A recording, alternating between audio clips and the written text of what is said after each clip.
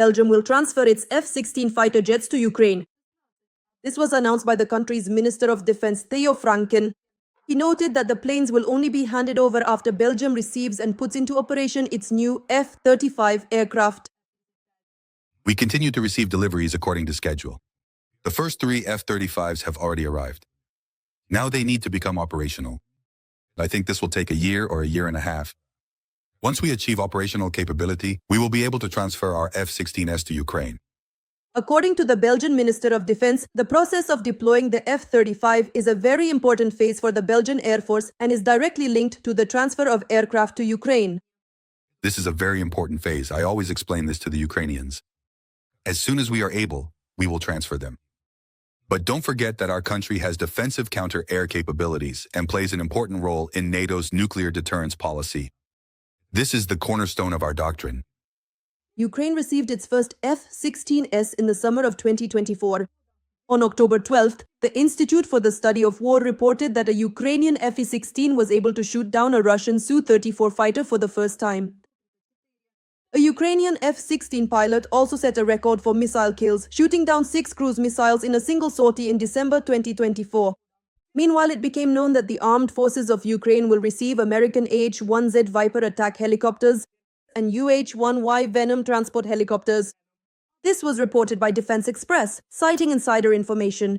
Thus, Ukraine and the American company Bell have already signed a letter of intent to cooperate in the field of helicopters. The purchase of American helicopters will be carried out under the Foreign Military Sales Program. For this purpose, the government of Ukraine must conclude the appropriate agreement with the government of the United States. The helicopters for the Ukrainian armed forces will be purchased from Bell directly by the American government. The sale of defense equipment under the Foreign Military Sales Program requires several stages of agreement. First, the deal must be approved by the U.S. Congress and then by the U.S. State Department. Through the Defense Security Cooperation Agency, the Department of Defense officially announces the granting of permission for the deal. The Viper attack helicopter is a twin-engine American attack helicopter. It was developed in the 1990s and 2000s. The first flight of this attack helicopter took place in 2000. The U.S. Army adopted it into service in 2011. The helicopter received new wings, new equipment, and new weaponry. The crew consists of 2 people.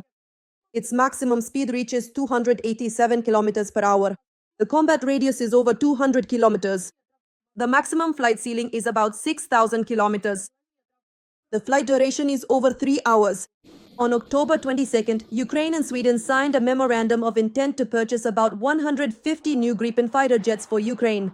As the Prime Minister of Sweden stated, this agreement is not aimed at any specific deliveries at this moment.